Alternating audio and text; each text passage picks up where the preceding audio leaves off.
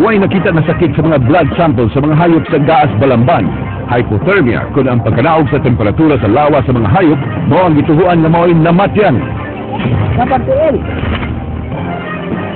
Mga estudyante o magtutudlo nag-antos sa kahawot o katugnaw sa ilang mga klase sulod sa merkado sa Barangay Gaas, Balamban. Pulis nagtuo nga inside job ang nahitabong pagpanulis sa 360 Pharmacy. Tulisan nga misukol sa mga pulis sa usa ka checkpoint na pusilan patay, samtang laing mga tulisan nga misuway og lihay sa checkpoint nadakpan. Inanay nga nakabangon ang mga biktima sa bagyo sa amihan ng Sugbo. Apan uban kanila, wa pa makadawat og construction materials.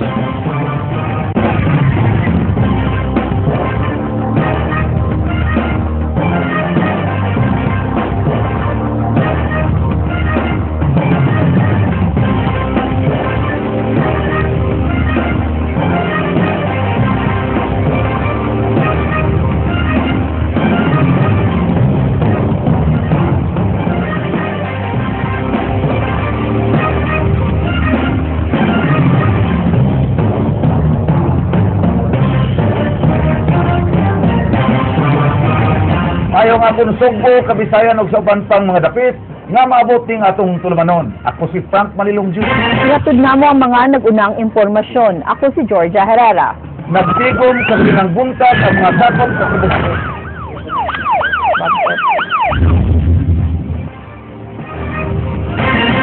Nagtigom kagininang buntag ang mga sakop sa Cebu City Police Office aron hisgutan ang sunod-sunod nga mga insidente sa pagpanulis o pagpangawat ganitabo sa dakbayan sa Sugbo. Ilang gitanaw ang mga lugar kung diin luag ang ilang pagbantay o ilang gipahiluna ang mga lugar nga mo'y kasagarang nahitabuan sa maong mga krimen aron mas madungagan ang police deployment sa maong mga dapit. Matod sa hepe sa Cebu City Intelligence Branch nga alerto gyapon sila karon tungod sa taho nga dunay nakasuod nga robbery group dinhi sa Sugbo nga gikan sa Mindanao. Gani gibutyag diini nga posibleng adunay kalambigitan ang maong grupo sa pagpanuli sa usa ka pharmacy sa Barangay Banilad kagahapon sa hapon. Kung sa karon man wala pa man gud ma-lessen ang level sa alert level. Maski sa R2 advice ko sa R2 is pangyapon always intensify the monitoring, ma'am. No? Wala pa na nga naubos ng level. So, we cannot exclude the possibility either nga mo na ma'am, na sila, no? Although, usara siya. Patay ang usa sa duha ka mga tulisan nga misukol sa mga pulis nga nagpahigayon og checkpoint sa Banilad, Mandawi kagabi. Sabmaransab ang kauban nini. Ray Pasaporte, Sugilimi. Matod sa kapulisan sa Police Station 4 sa Mandawi City Police Office nga nagpahigayon sila og checkpoint mga alas 10 kagabi sa may ES Fortuna sa Barangay Banilad. Nakadawat sila og impormasyon nga dunay gitulis duol sa flyover. Hinungdan nangandan silang daan sa pamasin nga moagi sa checkpoint. Kita nila na nag-checkpoint, ibalik sila. Pagbalik nila, ipabagan sa tong kauban nga nag-una. Yung ilahos gyapon sila pag ikaduha na nakaibid gyapon sila, so diri na sa ikatulong ako mo'y nakakuan dibunot man usa tapos he's trying to shoot me, so wala ko'y laing mahimo gawa sa pag-mobilize nila.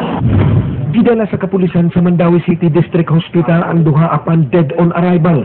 Ang usa ini nga samdan sa kilid kinsa naihan nga si Richard Caburada, taga Barangay Labangon, Cebu City. Samtang ang kauban ining samaran mao si Roger Bacarisas nga taga Barangay Tisa, Cebu City, kinsa napusilan sa paa.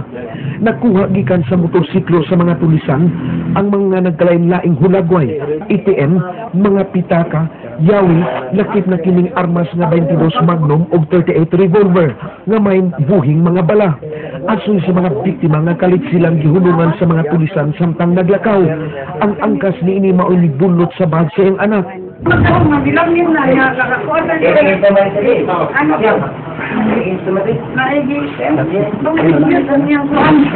Ano ba? Dako ang pasalamat sa inahan sa biktima nga dunay mga pulis nga nag-checkpoint. Kay kunwa pa, posibleng dili na mabawi ang bang siyang anak nga dunay sud nga mga mahalong butang.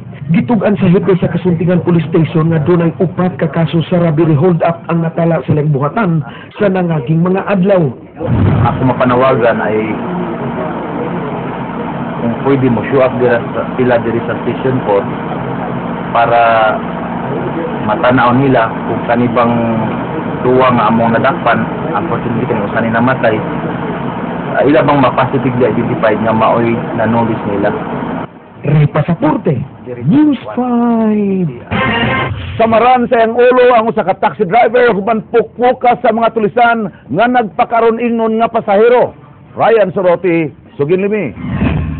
Giputos sa bendahe ang ulo sa taxi driver nga si Crescencio Tagalog, 45 anyos ang taga-barangay Kotkot sa lungsod sa Liloan, human tulisa sa upat kawa pamailing tulisan pasado alas 8 kagabi. Sa investigasyon sa Mandaue City Police Office, misakay ang mga tulisan doon sa Cebu Doctors University sa may North Reclamation Area ug nagpatod sa dakbayan sa Mandaue. Diyang natungod sa hilit nga lugar doon sa Mandaue District Hospital, kalit nga bideklara og tulis ang mga pasahero o gipukpok og armas ang ulo sa biktima. Nakahigayon og ambak sa iyang taxi ang biktima og midagan pa ingon sa district hospital og samtang kini nisibat. Kipusil kini sa mga tulisan og maayo na lang kay wa maigo. Taxi, tapos sila naligo sa lingkod. Ako ba salgahan ng basi mo na sila nagalo tapos nakalihan. Pagkag mo naman nalagan na pa doon ito. Wala naman kabok. Makita ang lama sa dugo sa driver's seat ni Tagalog tungod sa samad sa iyang ulo. Samtang nabak usab ang loyong nga windshield sa iyang taxi tungod sa pagpusil sa usa sa mga tulisan. Nagtuang kapulisan sa Mandaue nga dili swito ang mga tulisan sa lugar kay giingong nagkabuang kini og takas sa lugar. Wa makuha sa mga tulisan ang kinita sa biktima nga gitago niini sa iyang pitaka. Bugtong mga sensilyo ra ang nakuha nga nagkantidad og 3 ka pesos. Ryan Sorote, News 5. Gipriso karon sa Cebu City Police Station 2 ang duha ka gituhang tulisan nga misuway og lihay sa checkpoint kagabi. Marin Sabang, Suginlimi. Ang mga dinakpan mao silang Luigi Lucero, 22 anyos, taga Barangay Pahina Central ug Joshua Rabor, 21 anyos, taga Barangay Lurega, San Miguel. Ang duha nadakpan nato sa checkpoint nga gipahigayon sa Maidan Orhelio sa Barangay Sambag 1 pasado alas 11 kagabi. Giingong misuway og lihay ang duha, apan nagulitan sa pulis hinungdan nga nangalamba sila sa karsada og si Lucero mi aksyon og bunot sa dala niining 45 nga pistola. Samtang ang kauban niini nakuhaan og duha ka linikit nga marijuana. Matod sa kapulisan nga notadong tulisan ang duha nga mao'y mangigo sa ilang area of responsibility base sa mga nabiktima nga nagpa-blotter sa ilang buhatan. Ang atong personnel sa Station 2 nagkandak o checkpoint din sa may Di Orhilio Street, Barangay Sambag 2. Then, kani sila, inaagi ni, then i-action minor, then i-speed off. Later on, pag abot naman namin, nakabalita nga na nadakpan, fit sa description. Gipanghimakak sa duha ka mga dinakpan nga sila mga tulisan, apan ilang giangkon nga ila ang nakuhang ebidensya. Pero kaning armas lang na. Laing gitugan ni Lucero nga napriso na siya kaniadto tungod sa kasong murder, apan nakagawas dayon human gidismiss ang iyang kaso. Madin Sabang, News 5. Nilampo sa iyang tinguha ang nag-inusarang tulisan dihang iyang nakuha ang 27,000 pesos nga kwarta o cellphone sa usa ka butika kagahapon. Dunay security camera unta ang maong butika apan wa ni pulos kay nag-helmet man ang maong tulisan ug way maklaro ang dagway niini. Ryan Sorote, Suginlimi. 27,000 pesos ang nasakiyo sa nag-inusarang tulisan nga mitulis sa usa ka butika sa may Barangay Banilad habig sa dakbayan sa Subo kagahapon sa hapon. Giingong nakamatikod na di ay ang gwardiya sa mga butika sa mga tulisan kinsa nagsulub og helmet nga puti. Matod sa gwardiya, nagditiunan siya 45 nga pistola. Waday nito ang gwardiya nga tulis kadto. Apan diyang gidisarmahan na siya sa iyang 38 revolver nga service firearms, diya na siya nakuyuan. Ano nga no? Doon ba ang gitalo? Susin tinood bagid ang silencer niya na may kasit tumoy. Mungay pa kasit tumoy. Wala niya ko. Ang ditinood niya, nangisog mo siya. Di na binuang. Wala mas bulaway buto na ano siya. Kita sa cashier ang gwardiya sa tulisan og lakip nga gitiunan ang mga attendant ini o gipahapa uban sa batang customer. Gimanduan sa tulisan ang gwardiya nga kuha og 10,000 pesos nga cash sa kaha. Yang ang cashier kay na timing nag-pick, nagkuha mi siya tambal. Pagbaat tubang niya ato natgitiunan ipapali dayon. Nya gisugo ang guard og sa kwarta. Lakip kang gisud sa tulisan ang opisina sa mga butika din didto ang on-duty officer nga si Mia Kimberly Entrone. Nakuha kaniya ang laing 70,000 pesos nga revolving fund sa ilang butika. Lakip nga gikuha sa tulisan ang cellphone nga nagkantidad og 10,000 pesos una pa kining sibat sakay ang motorsiklo. Bisan sa kadagad sa mga CCTV camera sa pharmacy, naglisod ang kapulisan sa pag-ila sa tulisan tungod sa gisulob ni ining helmet. Wasab makuha ang plate number sa motorsiklo. Bigawas sa investigasyon, nadulan sa usa ka oras nga nagpakariing ng customer ang tulisan base sa ilang nakuha nga CCTV footage. Kita na ito nga napag-ibigyan na ibigyan ko dyan kay bago siya ni-perform siya provide ang pata iyang security ang room ang store and then yung talagang ng mga tao mo nga customers ng suit kung dahan ba. Ryan Sorote, News 5.